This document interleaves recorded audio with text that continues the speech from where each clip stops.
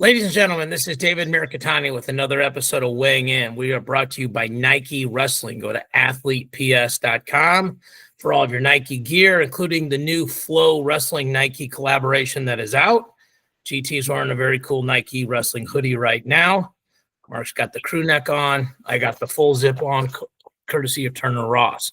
Also brought to you by Resilite.com, best mats in the game, and pure&clean.us.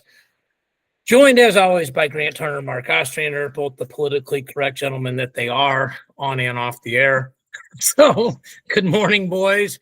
Cliff Keen was a big weekend. Lots of very interesting results. I don't know who saw how much, but Mark, as the best-looking, best haircut person of our podcast, I will let you go first. What were your thoughts on the weekend? Here we go. For some reason, that tournament just has surprise after surprise. Every year, you see guys that do really, really well that you don't anticipate. It's kind of a kickoff for their, start of their season. And then a few of the guys that you thought would do really well, came through. 25. Strickenberger, we always knew he was good. We just didn't pick him. I didn't pick him to be in the finals. Frost looked good. Larkin surprised me how good he looked. Etchemendia, I still think he's one of the top kids in the country. He kind of did what I thought he'd do, except for in the finals. Elijah Griffith, I didn't anticipate him being in the finals. So, it's a lot like any other year. Some of the big name schools did not go this year, but you saw some really good wrestling. Vinny Zerban looked good in his bracket. So, yeah, overall, tough tournament. GT? So a few different things. I think from everybody that I would say in the Twitterverse and or kind of just watching online, I think there was kind of an uproar of a lot of either forfeits or in placing matches or where there was very highly anticipated matches that didn't occur. Once again, I think it was kind of telling because you could see Ty Waters versus Vinny Zerban, Frost versus Larkin, just some other ones that once again, I'm just naming off a few that were maybe finals matches and whatnot. So as you kind of get a chance to go through the bracket and kind of see some things happening, there was some really, really good kind of how you go to Midlands or Southern Scuffle and there's a couple of names that pop out to you. You were like, oh, well, this guy's now on our radar. Mm-hmm. I think Jackson Joy made himself very much in the conversation for the rest of the season with what he put on a show while he was out there. As Mark alluded to, we've all known Jett Strickenberger he's a dog. He's really freaking stinking good. So, for him to win that weight was really a really telling, thing that can shake up the rankings and also kind of put himself into position for, kind of a Big 12 title with, Stevo Poulin being there as well. So it was great to see, Rocky Elam go up against, a field as well, and then wrestle somebody that's ranked in the top 10 in Joey Novak. Got to give a shout out to Franklin and Marshall for a champ. Yeah, once again, what a great program that they've run for a long time. But once again, you don't hear of a lot of kids from Franklin and Marshall, causing a scene. So I want to give that guy some flowers. Once again, that program some flowers to be able to go to the CKLV and then basically win that bracket. That's no joke. No matter what the field looks like, that's a tough tournament. So it was really cool. Like Mark said, this every year you get this is topsy-turvy results and crazy matchups that you get to see. So yeah, a couple of my thoughts to piggyback on UGT. James Conway, Franklin, and Marshall winning the tournament. Really good for wrestling. It's like when a Jesse Jansen from Harvard's in the national finals winning it. It's a great look. Jackson Joy is a freaking problem. GT, I will call us both out on this. Before the semis, you and I were going to make a wings bet on Larkin versus Frost in the finals. And We were both wrong. I was more wrong than you were, but neither one of our guys won. To be fair, I had Larkin, GT had Frost.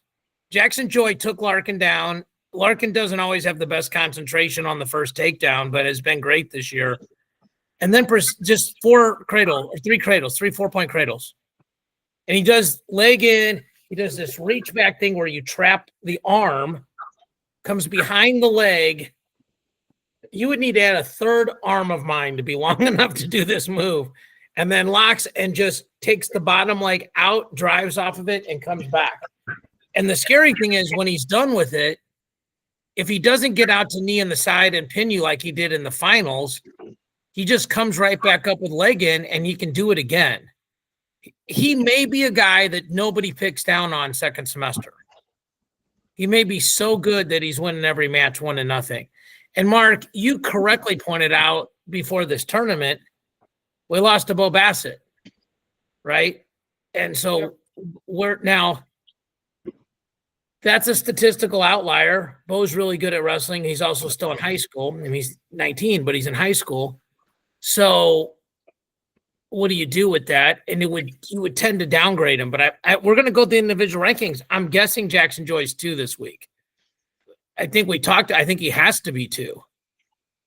So that really stuck out to me. Rocky Elam looking healthy. And then I had Kevin Dresser on Matt Chat yesterday. And I will say this, Iowa State did not really have a fall off. They had a couple guys not wrestle great. MJ Gaitan immediately comes to mind. But Bastida wins it. Elam wins it.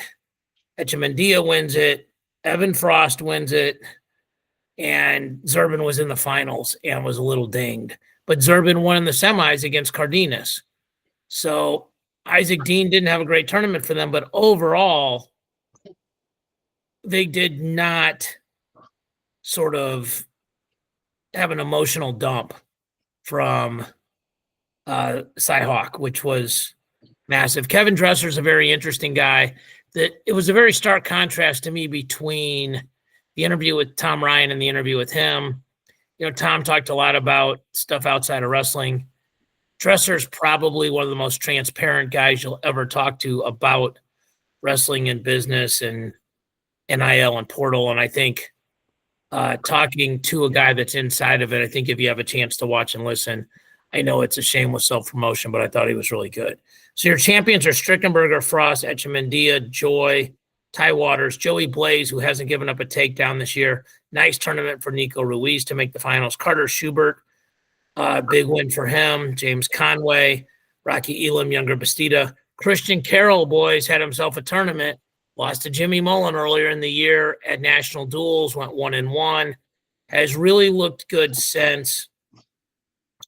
I kind of thought he was too small for heavyweight, too short.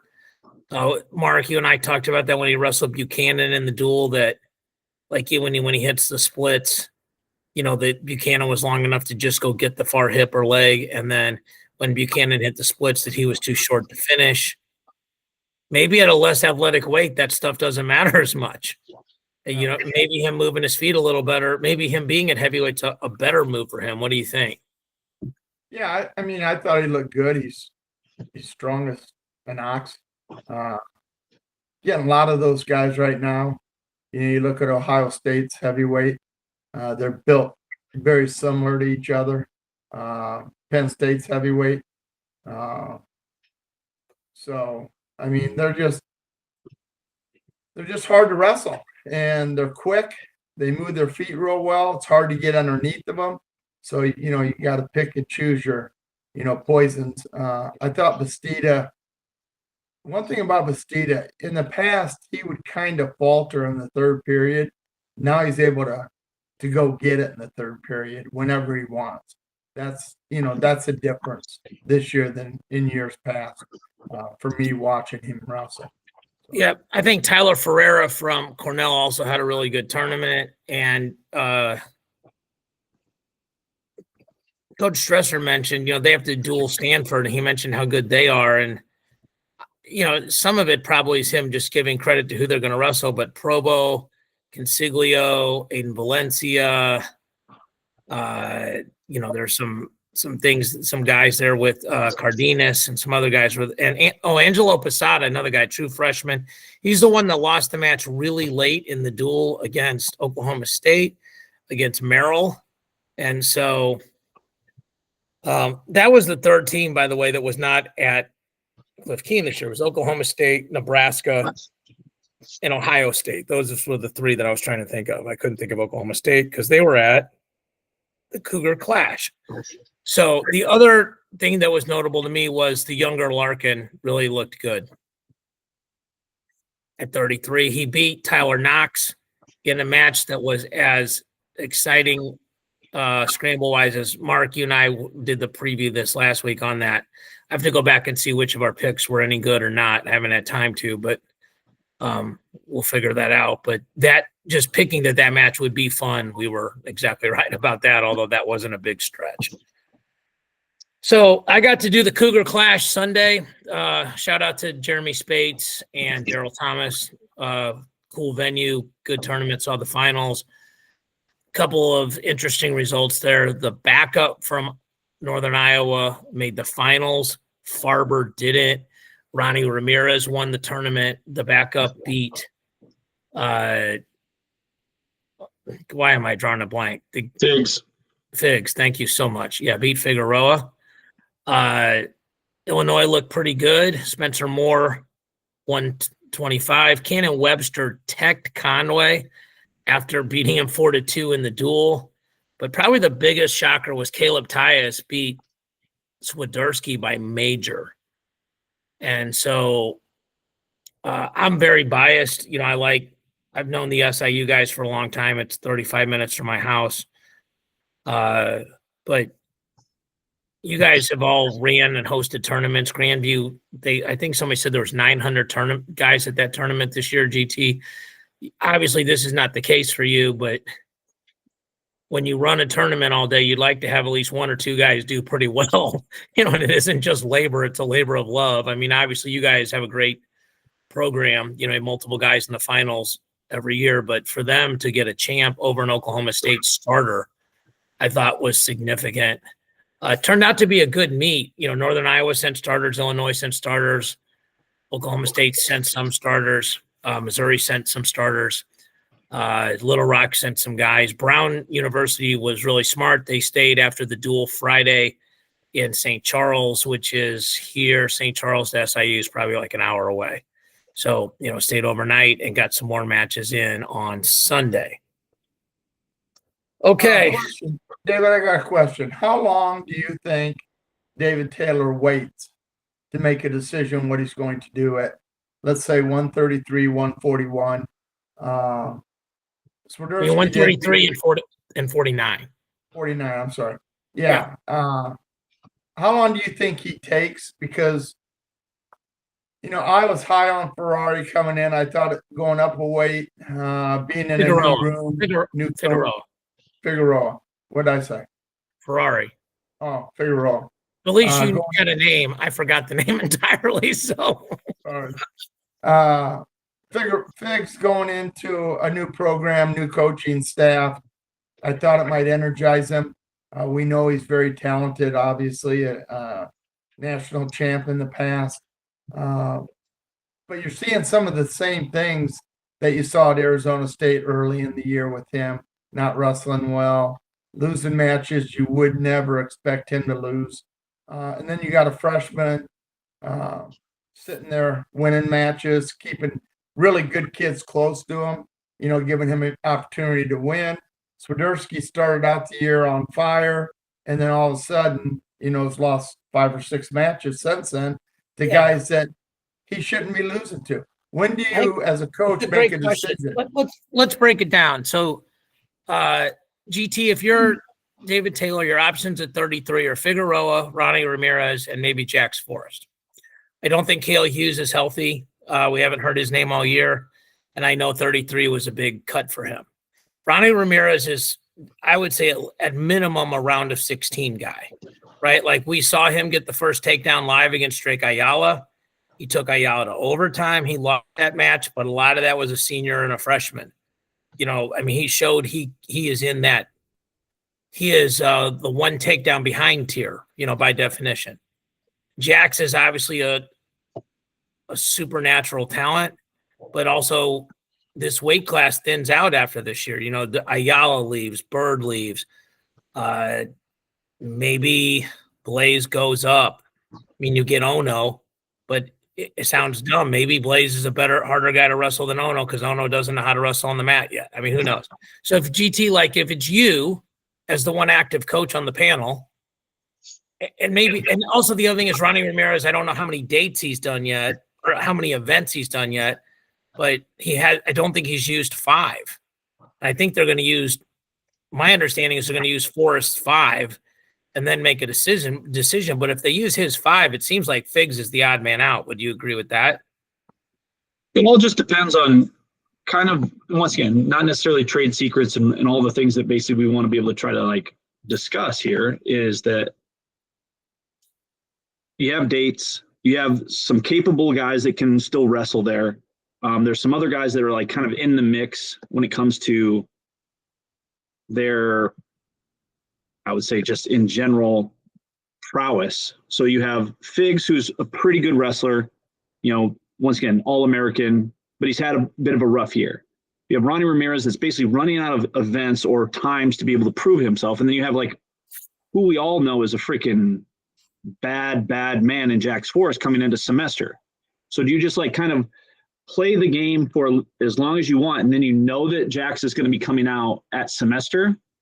Because you don't want to necessarily ruin Ronnie Ramirez's 1 year of eligibility just because that Jax is coming in at semester. And once again, I don't know how that match goes. If it's, I would assume Jax would be maybe a little bit further down the path than Ronnie when it comes to his folk style capabilities. But that's on the coaching staff, because you have a lot of different things that are going on right now, because Figs is out of eligibility. Ronnie has only specific so many dates. You have somebody coming in a semester that could potentially be better than both of them. And then you also have very capable backups that if you wanted to run with somebody else besides Figs, you could make a case for somebody else to come in and do that until you're ready to go with Jax or whoever. So there's so many different things at play here. But if I was on the coaching staff with David Taylor, I would run with Ronnie Ramirez and give Jax some time to get ready for college. Yep. So I've been looking up a couple things while you're talking. First of all, Ronnie Ramirez has wrestled in 2 events. He wrestled in the national duels, wrestled 3 of the 4 duels, beat Zach Redding, beat Cale Lordson, who bumped up, lost to Drake Ayala, as we referenced. He wrestled in the Cougar Clash. He beat Julian Farber. He beat Garrett Rinkin, who is the other UNI guy. He beat Joey Ruzick, who is winless, and he beat Jackson Tucker. So he is 6-1, but only 2 dates. The second thing I looked up is the schedule. So Oklahoma State wrestles West Virginia on the 14th. They wrestle Nebraska on the 21st. Then they don't wrestle again till Southern Scuffle, which is an important date in terms of, seeing where a kid is, but I don't think they care about the team title. Then they wrestle OU, which frankly they should beat. And then they don't wrestle Mizzou till January 23rd. Today is December 9th. So you're talking about 6.5 weeks. Then Utah Valley, then Northern Iowa. I mean, Iowa State's and Missouri's not that's Cade Moore. The big matchup guy, they wrestle Iowa State at Stillwater February 1. That's Frost. It's kind of where you'd want to know where you are. Dylan Campbell, Virginia Tech on the 15th, and they wrestle Iowa on the 22nd.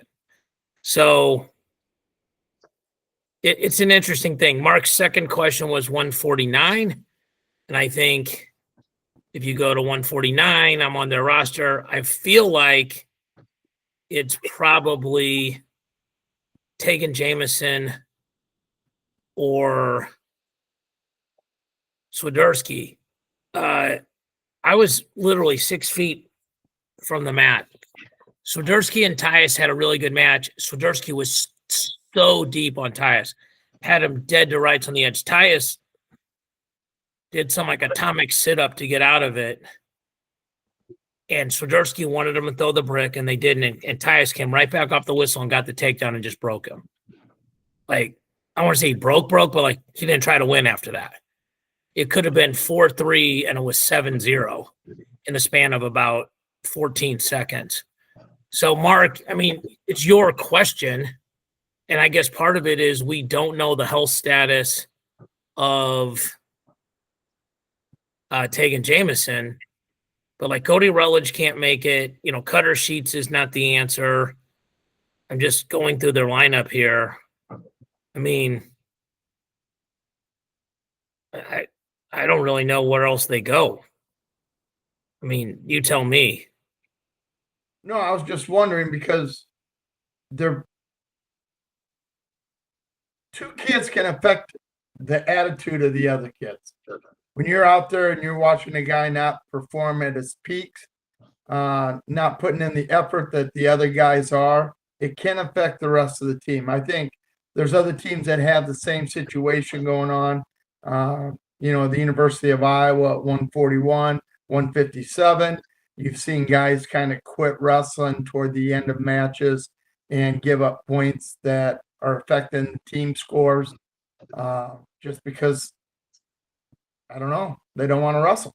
They get to a point where they just stop, and it affects the whole team.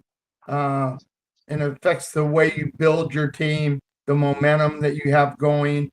So, I mean, some of these coaches got some decisions to make, and I just wanted to get your guys' input on it because I notice it.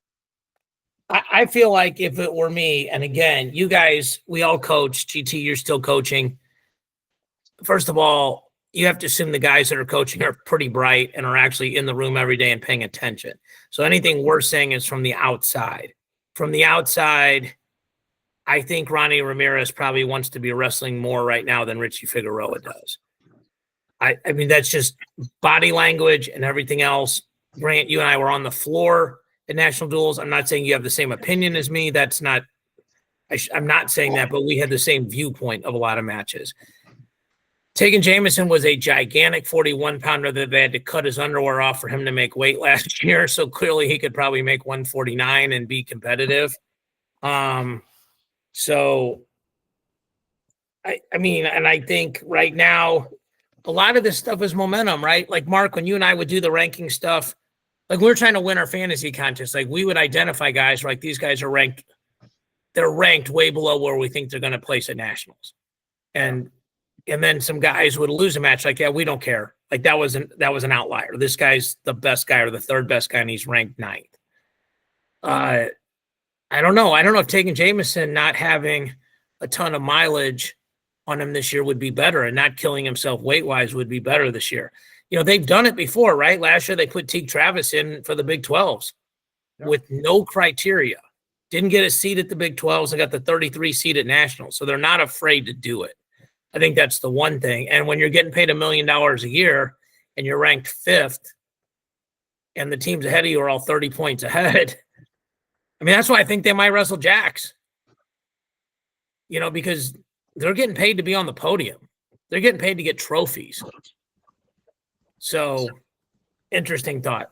Let's go through the rankings here. Let me pull this up. I don't know what happened. Because here is intermatch rankings. So we'll start with 25. Get these pulled up.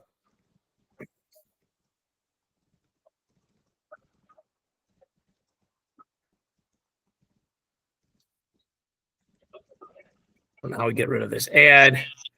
The big mover here was Strickenberger. He moves up.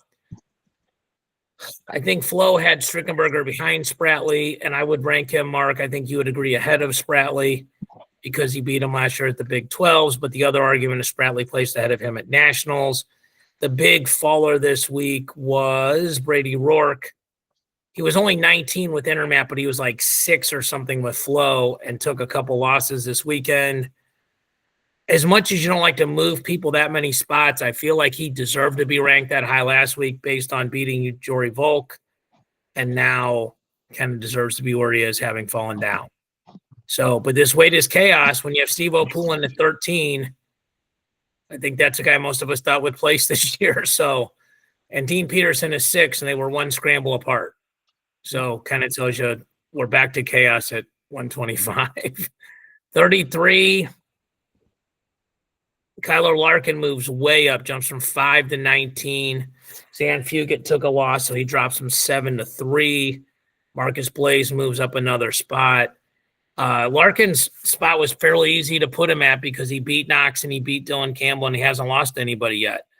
And he may be the top of tier 2, it feels like right now, right, guys? With Bird, Davino, Frost, Ayala, sort of tier 1. Would you guys agree that that is tier 1? I'd say Bird, Davino are definitely tier 1. I'd say Frost, Ayala, and probably 2 or 3 other guys could be tier 2 right now. Okay. Grant? I think there's a big gap. Big gap between Davino Top and 2. okay. Marco? Or GT, rather? I mean, to be completely fair, I mean, like, yeah, Bird's proven. I think Ayala's proven. I think basically we all know that, like, Drake's kind of having a rough start to the year, but I don't necessarily think there's a ton of tiers here. I think there's a lot of freaking, out of that top 10, I think every single one of those guys could be on the podium. Like, not, I don't think there's like, I think if the weight happens, anybody from basically like 10 up, I could see on the podium, and I could see Marcus Blaze winning this weight class. I could see, I could see Kyler Larkin having a freaking great tournament. I could see Ayala winning the tournament. I could see Bird winning the tournament. I could see Davino, who's wrestling out of his mind right now, win the tournament. So I think, to Mark's point, like, yes, I think there's some clear-cut studs here. But, I mean, until proven differently, Davino and Bird, I think, are the people that are kind of the leaders in the clubhouse. And I think that whenever Marcus Blaze gets to wrestle anybody, I think he's going to be in that same conversation. So I think there's 3 guys, I think, to Mark's point, Bird, Davino, and Blaze, which they're all Big Ten guys. They're all going to see each other. So at some point in time, that's going to get sorted out. I agree. I take back tier 1 being the top 4. So I'm nothing if not coachable. Okay, Jolie Oliveri makes a big jump here, jumps from 12 to 5. Romney took a loss. Nagao is ranked but hurt. Oliveri beat Ryan Jack. That's what got him there. Nasir Bailey. I saw Corey Land wrestle yesterday. He looked good. Gave up. He lost the 3rd period, like by 2 or 3 takedowns to the Mizzou kid, Easton Hilton. He just had a big lead. And Hilton's not even technically the starter right now. It's Seltzer. So that was kind of an interesting development. So Echemendia, I believe, is better than 4th. But then you're like, well, who does he beat? And he's lost to Mendez. I think he can beat Vega. I think he can beat Hardy. And again, to Grant's point, at 133 at the Big Ten, these guys are all in the Big 12, so they'll see each other. The 2, 3, and 4 guys.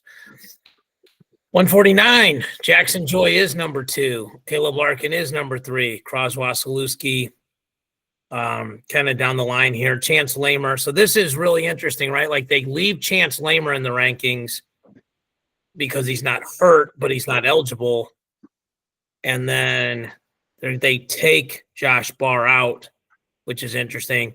Ryder Block gets himself into the rankings. Elijah Rivera is probably the biggest mover. He jumps from 23 to 9 on the strength of the Frost victory. And Lachlan McNeil has steadily dropped this year. Caleb Tyus jumps 7 spots. Very impressed by him. He's a senior. They're going to pour a lot of energy into him, guys. If you're kind of trying to pick a guy from a school that nobody talks about, he's the guy. Swiderski still has a losing record, and it's down to 17. 157. So let's talk about this while we're here. Ty Waters, Landon Robidoux, this coming weekend, West Virginia, Oklahoma State. Who you got? Mark, who you got? You said Waters? I said Waters. I just think he's a little too – it's going to be a good match. But Ty Waters is really tough on top, and he's going to have to get, Robidoux going to have to score on him. He's got to take him down. And that's kind of what Ty Waters is hoping, that you're shooting on his legs and he's going to put you in positions you haven't been in before. It only takes one to put you to your back and score 7 points, and that's hard to make up. So Ty Waters right now, but Robidoux is going to be a problem at the national tournament. I think GT has been honored as an honorary Stilly boy based on his support of the program. So are you taking Robidoux in this one, or are you sticking with the number 1 ranked guy, Grant? I mean, I like Ty Waters, but I think to Mark's point, like Robidoux's a huge problem as a freshman, but I think I like Ty Waters. Okay. Then I will not have to break the tie. So, okay. Zerbin moves up here with his win over Cardenas. Cannon Webster, as I mentioned, looked really freaking good. Teague Travis will jump in these rankings, I would imagine, like right around where Conway is, and I think he's better. I think Teague Travis is like immediately, to me, like right in the Cody Chittum range. I mean, I guess that's obviously all judgment, but I feel like he's in that Cody Chittum to Logan Rosinski range. So they moved PJ Duke up. He won by injury default over Rosinski, but it was with a minute left and he was winning by 10 or 11. So, Mark, I think you and I would have done the same thing in that case, right? Yeah. Okay. Just making sure. Do not more Illinois 57-pounder, David. Cannon Webster. Cannon Webster. Do not. He's good enough to be in the finals of the national tournament. He's an absolute beast. And I think he was cutting too much weight. He looks really comfortable at 57, and he's going to be a problem. So he's going to keep moving up, I think. We don't disagree. And shout out to Matt Webster. I saw him this weekend. Happy birthday. Okay, here's my question, guys. Are we sleeping on Joey Blaze? You know, runner-up, moved up a weight, probably the least flashy style of the 4 guys in sort of tier 1, right? Like maybe Messenbrink is tier 1 and maybe Ladarian Caliendo and Blaze are tier 2. But I don't think Matty Bianchi and the rest of those guys are on the tier with the first 4. So let's say Messenbrink's on his own tier and Lockett, Caliendo, Blaze. Are we convinced that Blaze is the 3rd best guy out of those guys? Because I'm not.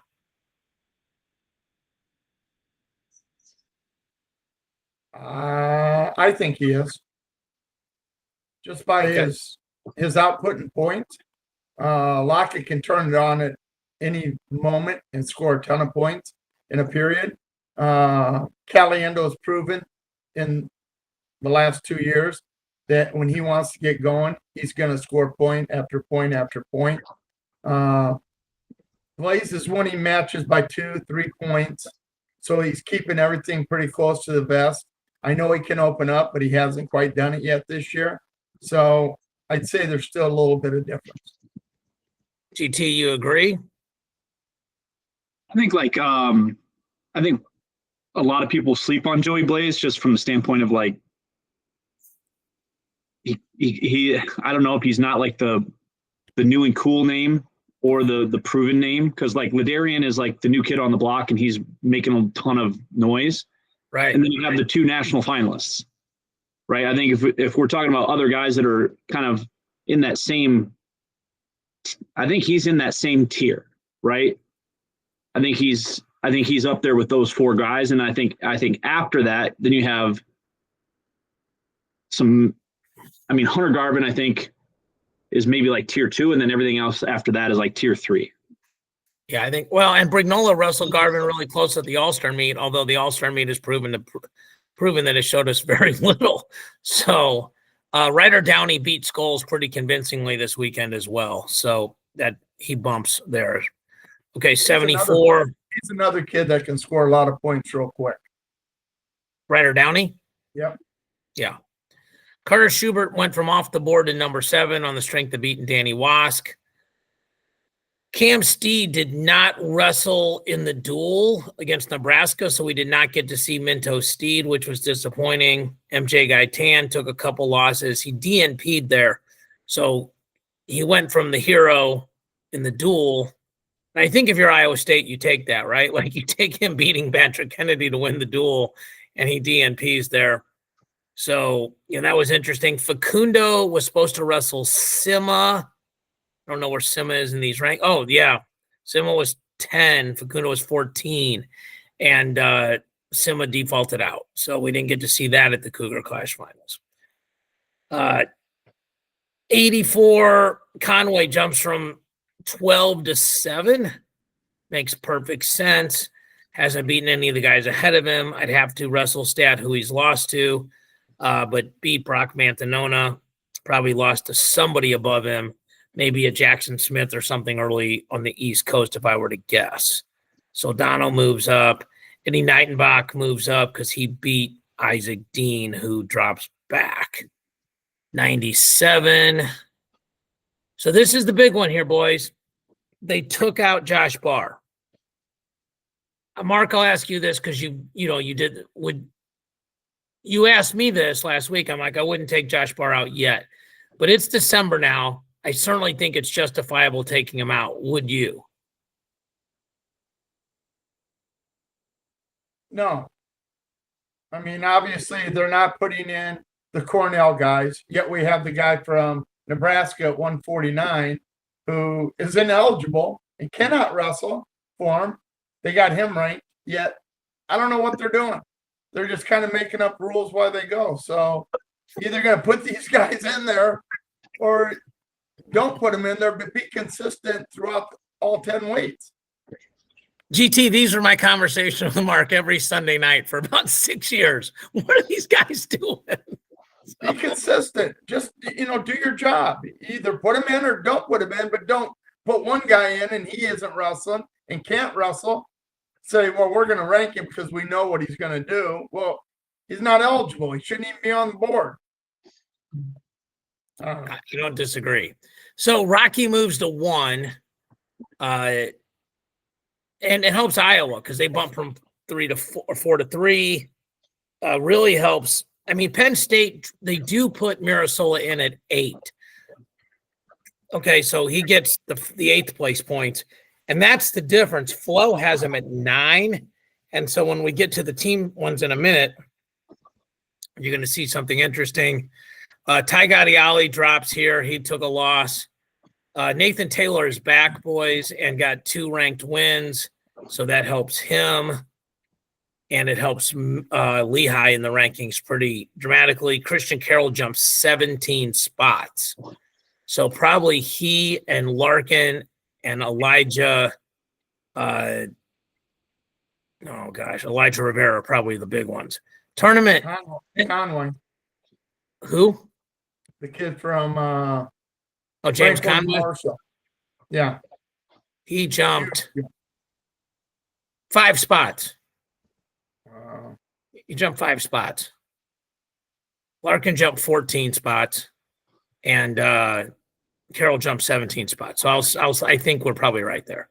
Okay, Penn State 110, Ohio State 107, Iowa 100 and change, Iowa State 87. And if you go to the rankings for Flo, which we will pull up here and then share this tab. They have Ohio State at 104, Penn State at 103, Iowa at 102.5, Iowa State at 92. I don't think any of us need to say that we probably all still think Penn State's going to win the tournament, but maybe this is, Penn State's ranked. Here's where I think they're ranked like relatively close to where they're going to finish. 25, Luke's going to probably finish around there. 49, Van Ness is going to finish around there. 65, Messenbrink. 74, Levi. 84, Rocco. So I feel like they have 5 guys that are ranked about right. I think we all agree Blaze is ranked a little lower than where he'll finish. I don't think we know about Nagao. He might be ranked accurately. PJ Duke, I think we all think is going to take better than 8th or 9th. And I think we think Penn State will do better than 8th or 9th at 197. And maybe we think they're ranked fairly at heavyweight because they just haven't had a chance to prove themselves yet. So what's interesting, though, is like Rocco Welsh is, I think, ranked 4th, and I believe he's in Tier 1 with those guys, so that's probably the worst he's going to do. I don't think Luke does a lot worse than 3rd. I get that Van Ness, Messenbrink, and Levi are ranked number 1, and they probably, they can't obviously mathematically do worse than that, but 2 of those guys feel like pretty substantial locks. Am I right or wrong about that? I think you're 100% right. And if I was putting over and under and put out a number by how many points Penn State would win a national title, if I set the line at 35 points, David, they'd win it by 35, over or under.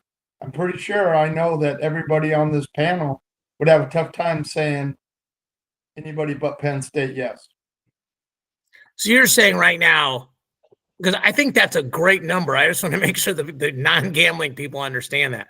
What you're saying is Penn State's the favorite, first of all, and that you think you take Penn State versus the field, and whoever takes second, whether that's Ohio State, Iowa, or Iowa State, most likely, you think Penn State's going to be 35 points better. I would put the line right about there, yeah. And I think that might be a little low.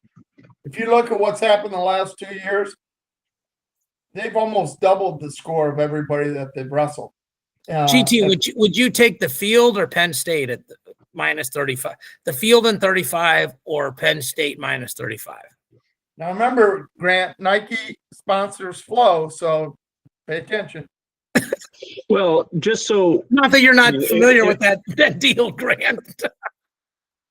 I mean, I also want a clear sweep of the entire podium. So, like, if this needs to hold true. So, top 5 teams are all going to be Nike schools. So, I need NC State and Nebraska to just chill out for a bit and like not do what they did last year and have an amazing tournament. So, but I think to David's point, when we're talking about like how we kind of go through all the rankings and kind of discuss who we think can go places,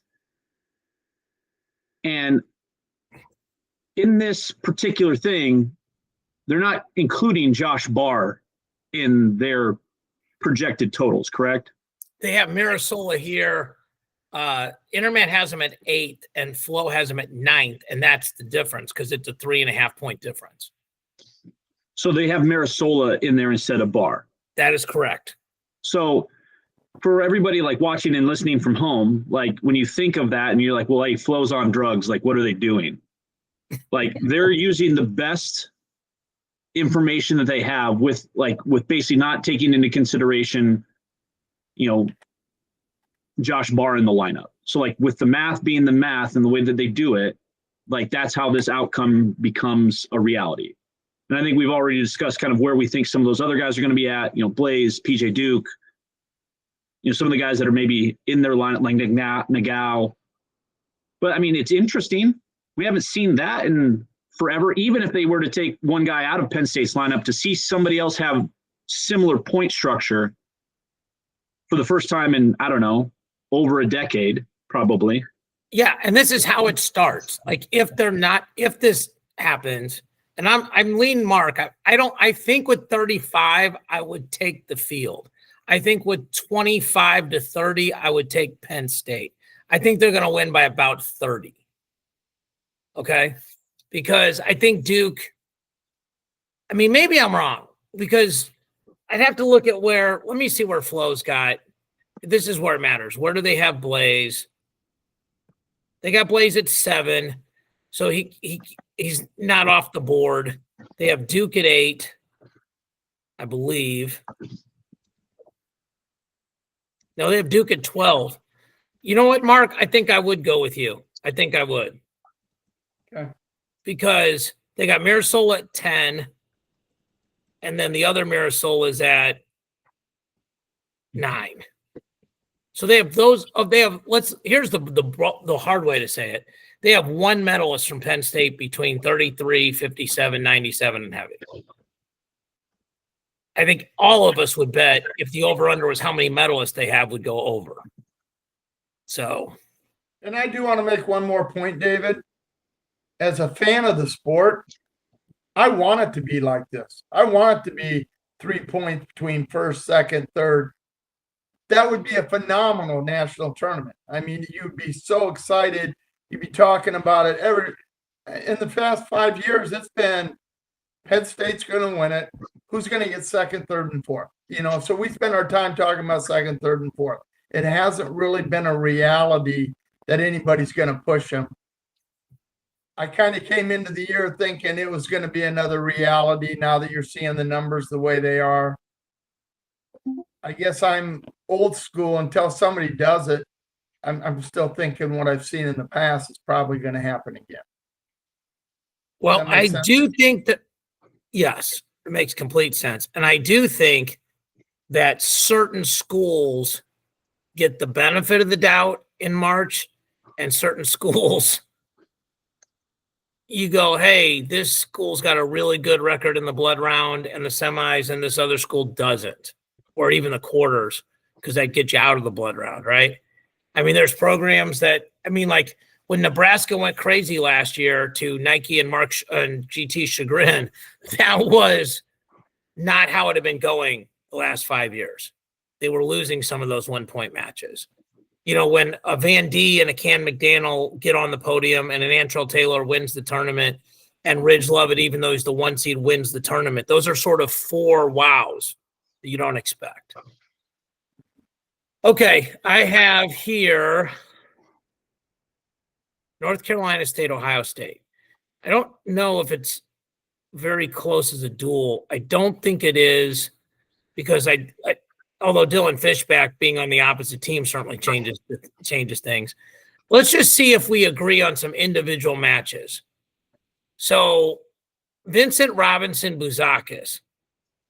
Who's picking Buzakis? Me. You are? Yep.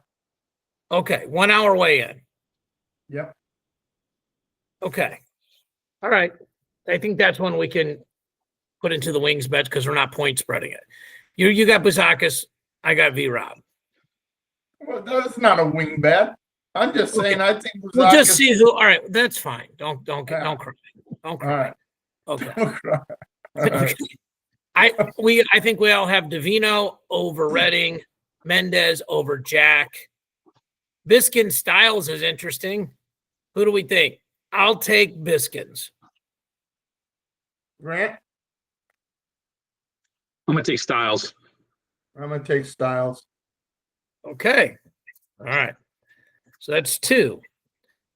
And Mark's got Ohio State pinching a shutout right now. Do we all have Cannon over Arrington? I do. I'm going to take Arrington. Okay. All right. Do we have Gallagher over Will Denny? I do. I do. Okay. Here's an interesting one. Singleton Kartsla, and Singleton just had a big win this weekend against Lenny Pinto. He pinned him. And GTU and I were basically Matt side when he pinned Facundo. We were with Cliff Fretwell, who kind of went crazy because that's his guy. And, respect to that. So who do we think here? Singleton's ranked higher and completely different body styles. I'll take Singleton. I think he's wrestling great this year. Yeah, I'll take Karshaw. Okay. All right. GT, do you think at this point Mark's just doing it just to be contrary and prove he's smarter than me, or do you feel like these are real picks at this point? These are those are legit picks. If you look at the rankings, that's not that far off. Right. It's really not to look at those matches that Mark's basically, Styles and Koy. Right. They're right there, right? Yeah. And I think, once again, 3 versus 5 or 5 versus 8 or 8 versus 7, those are just toss-ups. But you just based off of picking wild stuff, yeah, very well could be. Yeah. I don't think we see Trumbull, but if we did, do we have Trumbull or Feldman? Mark. Wow, that's a tough one. Man, Feldman's really good this year. I don't know what's gotten into him. It's at Ohio State. I don't know what. Oh, wait, I do know where the duel is. At Ohio State. Feldman. Okay. GT, you got Feldman? No, I'm going to take Trumbull to go into Ohio State and win. All right. So we have disagreements in at least 5 ways, which is great. Like, that's the best. Okay. So here is North Carolina State's path to victory reasonably. Vincent Robinson wins. Biskins wins. Arrington wins. Denny wins. Singleton wins. Trumbull wins. They can realistically, without a lot of craziness, win 7 matches. It feels like Ohio State's going to win with Geog. They're going to win with Fishback. They're going to win with Mendez. And they're going to win with Davino. Would you guys agree with that? So 6-4? 6-4. So I said it wrong. Yeah, 6-4, not 7. They got to win. There's really NC State could lose 10-0. The ones that are ranked ahead are 3-5, 8-11, 2-5. I mean, it would be a massive upset if Davino lost, a massive upset if Mendez lost, a massive upset if Fishback or Geog lost.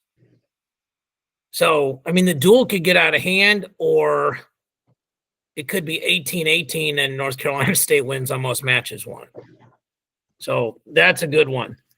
Let me see what else is going on this weekend. NC State. I will give a shout out at Hannibal, Missouri this weekend. Iowa is hosting Chattanooga and Utah Valley. Penn State is at Wyoming on Saturday. That'll be interesting, 197. Mizzou is at Northern Iowa on Sunday. Oklahoma State is at West Virginia on Sunday. So I don't know Missouri, Northern Iowa, what that duel looks like. I guess we could look very, very quickly. Missouri, Northern Iowa. Toss up 25. Probably lean a little bit Northern Iowa 33. Toss up 41. Lean Missouri 49. Lean Missouri 57. Lean Northern Iowa 65. Kind of toss up 74. Missouri 84. Missouri 97. Northern Iowa heavy. I don't think I really counted too carefully, but that feels like it was like 4-3 with 3 toss-ups or 3-3 with 4 toss-ups. So that's a pretty good duel, right? Yeah. Any upsets you're picking there, Mark? I think Cade Moore, with his pinning ability, could give Julian Farber some serious issues. But I think Farber is pretty basic. I don't think he's going to get in those positions. But no, I don't see anything that stands out. Sema, Steed, that's actually a toss-up. Right. 11 against 13. So can't really say that. I think Downey proven right now that he's starting to wrestle really well again. So I think he's a favorite. No, I will say this: Trevor Anderson's good enough to beat Mauger. I mean, there's for no sure. doubt about that. So well, that's number 19 and 22. So I don't, yeah. I mean, I think that's a toss-up for sure. Yeah. Max Mayfield basically he was beating Aruja and got taken down with LJ Aruja and got taken down with 12 seconds left. So that's an interesting thing as well. GT, where's Grandview this weekend? This upcoming weekend.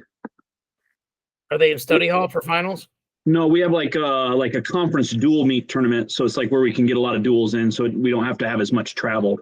But next week they go to the Reno Tournament of Champions, which is always like a good mix of talent there.